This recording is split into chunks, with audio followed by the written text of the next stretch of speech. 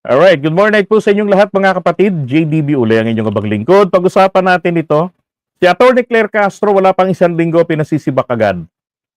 Or face irreparable damage daw. Eh kung pagmumukha nyo kaya ang ipa-repair ninyo. Hanip magbanta no? Hindi ko kasi ito'y posting ng isa ho sa kaalyado, katropa, kaibigan ni VP Sara. Ito hong aklang si Tia Morena. Go Philippines, ano bang first name nito? Distor ang apelido nito di ba? Yan si Distor. Sabi niya rito, remove her now or face irreparable damage. Bongbong Marcos should remove Atty. Claire Castro as soon as possible as she is only adding to the already damaged reputation of his administration, mga bulol. mga julul pala tong mga to Ano nga already damaged? Kayo yung damage sa reputasyon ng Pangulo 'Di ba? Nilason yung isipan ng taong bayan. Bakit? Kasi paano? Kasi dati, nung magkakasama tayo nagtatanggol sa administrasyon na yan, pinaniniwalaan tayo ng taong bayan. Tingin nila, tayo yung nagsasabi ng totoo and the mainstream media is telling them otherwise. 'Di ba? Kaya lang itong mga taong ito ang matindi nanatili po. Kahit na mali na ang sinasabi, pinagpipilitan pa nilang yung mali ay gawing tama. Anak ng mga tinamaan ng langgam mo. Alam ko parang nasa office of the OVP pa to Dati kasi nasita ito na nagpo-post, etong si Distor, nagpo-post ng anti-Marcos narratives. So napo na yan, si Akla. Kaya ang sabi, tinanggal. Ewan ko kung totoo. 'Di ba? So ngayon, kung ayaw ninyo, kung ayaw ninyo kay Atty. Claire Castro dahil mapanakit, anong gusto nyo naman? Kalibugan? Mocha Uzon? Hindi ba? Saan ito unang inilagay ni Digong? Sa PCLAW. Anong pinagagawa nito doon? Potragis, nagdulot ng kahihiyan. 'Di ba? Binatikos ba natin si Mocha noon? Hindi.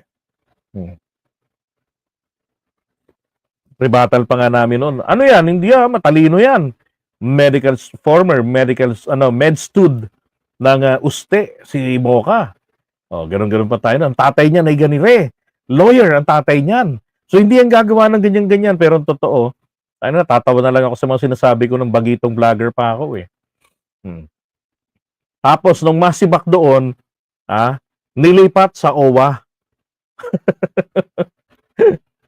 Tapos nilagay rin bilang board member ng MTRCB. Bakit? Bakit ganun? Palipat-lipat. Ano to? Walang mapaglagyan. 'Di ba? Ano gusto niyo ipapalit si Mocha Uzon? Ihahambing ninyo si Atty. Claire Castro kay Mocha ninyo? Oh my God. Eto, kilala nyo to? Sino nakakilala dyan? Ayun, si Alex Distor pala yun, di ba? Wala na naging DDS na ang Dilaw. Correct. Sino to? Si Mocha naglipat ng Mayon Volcano. Isa pa yun. Hindi nyo kilala yan? My God, kayo talaga. Hindi nyo kilala yan? Walang makapag-type ng pangalan kung sino to. Atty. Claire Castro po yan. 20 years ago. Yeah. Si Atty. Claire. Yep, nung kanyang kabataan. Ganda, di ba? Bihira sa abogada yan. Na maganda. Karamihan sa mga abogada, kamukha ko. Eto siya. Doon sa Usapang de Campanilla ng ABS-CBN. Kaya lalo silang mauulol sa galit kasi galing ng ABS-CBN. Si Atty. Claire Castro. Sabi niya rito, gugustuhin po talaga natin na maban ng fake news. Personally, when I was one of the resource persons dito sa TRICOM, I even suggested for a registration of all content creators to avoid this kind of fake news. We have to define first what is fake news and what's the limitation, how they can gauge that those statements will be considered as fake news. So as of now, wala pa po tayong definite definition ng fake news. Especially, nasa social media tayo, digital tayo eh. Diba? So tama naman po. Dapat po in everything there must be or there should be a regulation. 'Di ba? I-regulate dapat 'yan. Hindi pwede po tragis.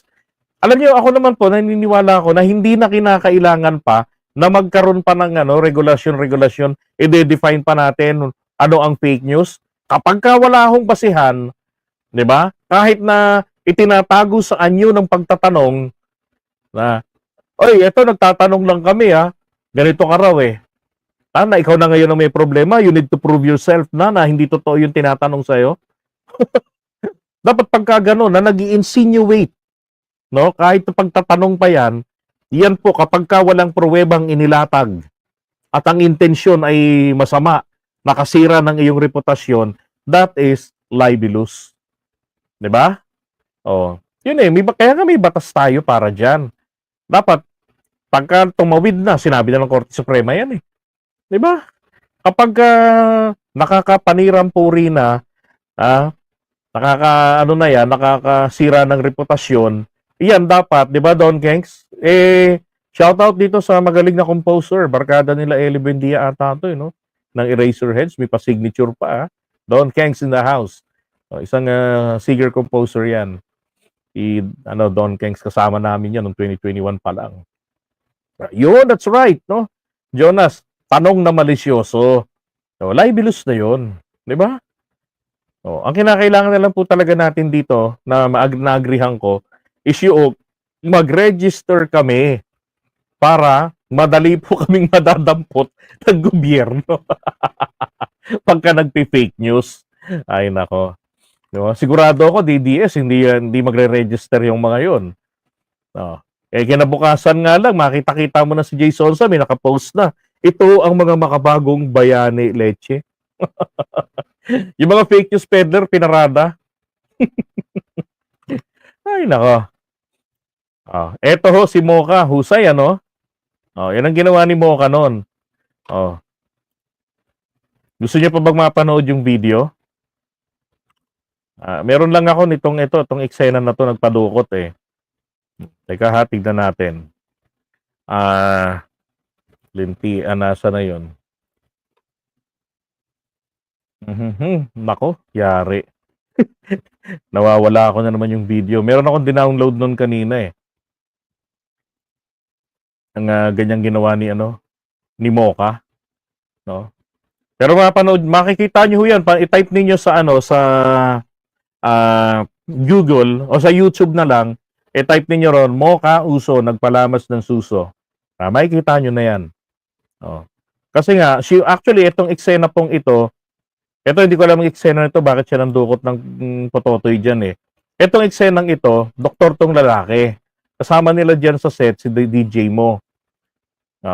Ngayon, ang sabi niya, are we saying goodbye now? Where's my kiss? My goodbye kiss. Ayaw nga ni DJ Mo eh.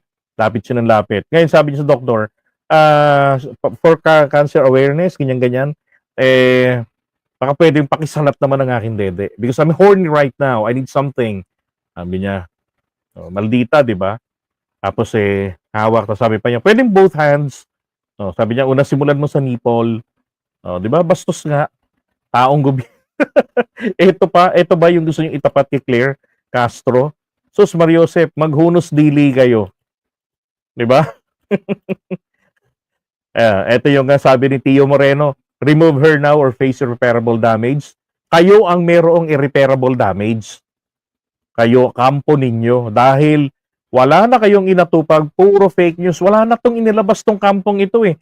Mula nung magkaroon ng alitan sina PBBM, o mula nung hindi nag-a-agree si PBBM na sundin yung gusto ni Digong para doon sa yung una kasi sinusulong ni Duterte, yung kasunduan na pinasok niya, na tinatanggi rin naman niya doon sa China, ipagpatuloy ni PBBM, i-honor daw yun. Or else, integridad raw ng gobyerno ng Pilipinas ang masisira. Pero nung pinupuna na siya roon sa mga agreements, gentleman agreements, mga ganyan, tinatanggi niya, wala raw ganyang agreement siyang pinasok. Eh ano yung ipinupush niya kay PBBM at ipinunta pa niya sa Malacanang noong July 16 ata yun.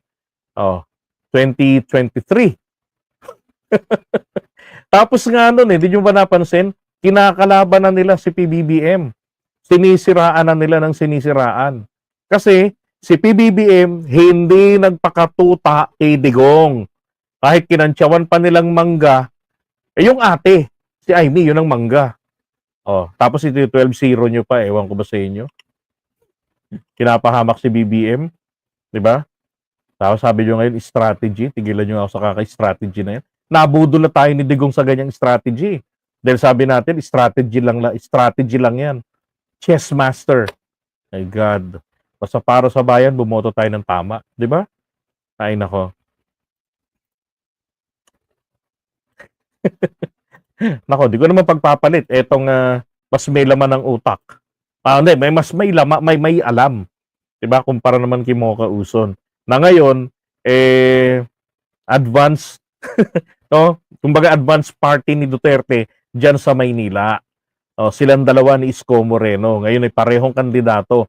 So yung mga nasa distrito na kinakandidatuhan nito ni Mocha, mag-isip naman kayo, hindi yung porke meron binibigay sa inyong cookie. Cookie ni Mocha, anak ng cookie ng ina. Iboboto nyo na. Bumoto naman po kayo ng may utak para sa Maynila, para sa inyong lugar. 'Di ba? Hindi yung ganitong klaseng kalidad. Anak ng tutsyang. 'Di ba? Alright, so iwan muna natin ito. Yung ating umiyak yung mga DDS na gustong palitan agad ni PBBM.